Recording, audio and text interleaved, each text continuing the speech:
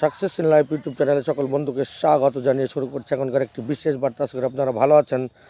আপনাদের আশীর্বাদ এবং মঙ্গলময় ঈশ্বরের পরমকণ্ডে আমিও ভালো আছি। তো চলুন বন্ধু, কিছু গুরুত্বপূর্ণ কথা আপনাদের সাথে শেয়ার করি। এটা কোনো গুরুত্বপূর্ণ খবর নয়, কোনো ভাতা বৃদ্ধি বা বেতন কাঠামো বা সরকার এটা দিল সেটা দিল এমন কিছু নয়, কিন্তু আমাদের লক্ষ্যে পৌঁছতে গেলে কিভাবে যেতে হবে, কি করতে হবে, কেমনভাবে ঐক্যবদ্ধ হতে হবে সেই বিষয় নিয়ে সংক্ষিপ্ত কিছু আলোচনা। দুর্গম গিরিকান্তার মরুদুস্তর পারাবার, লঙ্ঘিতে হবে রাত্রি নিশীথে যাত্রীরা হুঁশিয়ার। আমাদের হুঁশিয়ার হয়ে কিন্তু পথ চলতে হবে বন্ধু। হুঁশিয়ার হয়েই মানে অত্যন্ত প্ল্যান মাফিক, অত্যন্ত পরিকল্পনা মাফিক আমাদের সামনে এগিয়ে গিয়ে লক্ষ্য বস্তু ছুঁতে হবে, এটাই এম। এবং আমরা পরিষ্কার বুঝে গেছি যে অত সহজে কিন্তু সরকার তার প্রতিশ্রুতি রক্ষা করবে না। মনোরঞ্জন বাবু গতকালকে একটা চ্যানেলে কথা বলতে গিয়ে, সাক্ষাৎকার দিতে গিয়ে বলেছেন যে সরকার এমন মানসিকতা দেখিয়েছে, শান্তিপূর্ণ একটা মিছিল, শান্তিপূর্ণভাবে আমরা ডেপুটেশন দিতে গিয়েছিলাম মুখ্যমন্ত্রীর কাছে এবং রাজ্যপালের কাছে, কিন্তু খুঁজে খুঁজে বার করে যেভাবে আমাদেরকে গ্রেপ্তার করা হয়েছে, 7-8 ঘন্টা লকআপে রাখা হয়েছে, এটা গণতন্ত্রের অপমান, এটা মানব সমাজের একটা অপমান।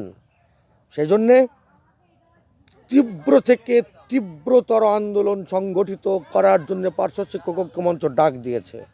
কিন্তু এখানে একটা সমস্যাও আছে, সেটা হলো অনেক সমস্যাগুলোকে একত্রীভূত করে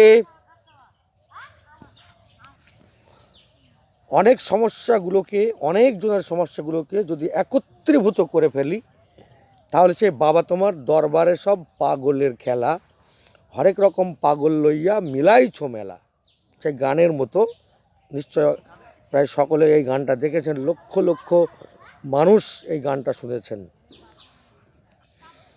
তো পাগলের দরবার মানে দরবার, খ্যাপা বাবার দরবারে কেমন হয়, সেখানে কি পায় মানুষ? সেখানে গেলে মানে সকলের জন্য একটা প্লেন, একটা সাধারণ একটা দরবারে গেলাম, সেখানে দরবার থেকে কি দেওয়া হয়? খিচুড়ি দেবে, তাই তো নাকি? তাহলে আমরা যদি সমস্ত সংগঠনকে একত্রীভূত করে সরকারের কাছে দাবি আদায় করতে যাই, তাহলে আমাদেরকে ওই খিচুড়ি মার্কা কিছু দেবে, তাছাড়া সরকার অন্য কিছু কিন্তু দিতে পারবে বলে আমাদের মনে হয় না। সেজন্য আমাদেরকে যেটা করণীয়, যেটা করতে হবে, সেটা 48,000 পার্শ্ব শিক্ষক শিক্ষিকাকে একত্রিত করতে হবে। কয়েকজন নেতা হয়তো আসবেন না, সরকারপন্থী সংগঠনের নেতৃত্ব তারা আসতে চাইবেন না, তারা অনেক রকম ভ্যাংচাং করবেন, কিন্তু আমরা একত্রিত হতেই পারি। সাধারণ পার্শ্ব শিক্ষকরা পেটের দায়ে একত্রিত হতে পারি, এবং 48,000 পার্শ্ব শিক্ষক শিক্ষিকা, সেই সাথে আমাদের পরিবারের 2-1 জন করে নিয়ে গিয়ে যদি আমরা আন্দোলনটাকে দ্রুত থেকে দ্রুততর, তীব্র থেকে তীব্রতর করি, তাহলে লক্ষাধিক মানুষের সমাবেশ আমরা সেখানে ঘটাতে পারবো, রাজপথ রুদ্ধ করে দিতে পারবো। এবং এই ডামাডোল পরিস্থিতিতে সরকারের ঘাড়ের উপরে কিন্তু 21 সালের ভোট আছে, এবং সরকারের গদি নিয়ে কিন্তু টানাটানি করছে প্রধান বিরোধী দল। অতএব বাধ্য হতে হবে সরকারকে। আর যদি সবাই মিলে এক জায়গায় যায়, যেটা মহিদুল ইসলাম করতে চাচ্ছেন, 11ই জানুয়ারি নবান্ন অভিযান, আমরা বলবো তার আগে আগে সরকারকে চাপে ফেলে দাবিটা আদায় করে নিয়ে আসতে হবে, এবং তাতে পার্শ্ব শিক্ষকরাই যথেষ্ট। কারণ আমরা 2019 সালে দেখিয়ে দিতে পেরেছি একটা গগনভেদী আকাশ ছোঁয়া আন্দোলন।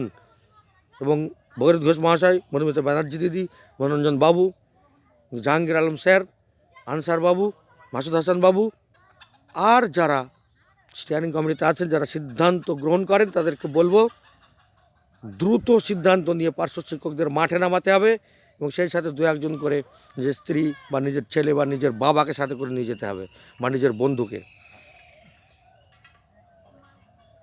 নিয়ে গিয়ে কিন্তু আমরা জায়গাটা তৈরি করার জন্যে সরকারের উপরে যথেষ্ট চাপ দিতে পারি।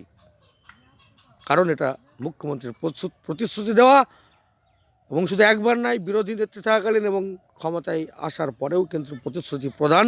অতএব আমাদের দাবিটা সম্পূর্ণরূপে স্বতন্ত্র, সম্পূর্ণরূপে ভিন্ন। সেই ভিন্ন দাবি পূরণের জন্যে ভিন্নভাবেই, ভিন্ন পথে আমাদেরকে হেঁটে দাবি আদায় করে নিয়ে আসতে হবে এবং সমস্ত নেতৃত্বকে ঐক্যবদ্ধভাবে বার্তা দিতে হবে এবং সকল পার্শ্ব শিক্ষক শিক্ষিকা, সেই সাথে আমাদের হিতৈষী বন্ধুগণ রাজপথ রুদ্ধ করে দিয়ে হাতে মুখ্যমন্ত্রীর প্রতিশ্রুতি পূরণের চাবিকাঠি নিয়েই ঘুরে আসতে হবে। এটুকু আপডেট দিলাম, পরবর্তীতে আবার আপডেট নিয়ে হাজির হব। আপনারা কমেন্ট করুন এবং মতামত জানাবেন এই ভিডিওতে। আমরা এই মতামতগুলো নিয়ে পরবর্তীতে আবার ভিডিওতে আসবো। ভালো থাকুন, সুস্থ থাকুন, ধন্যবাদ।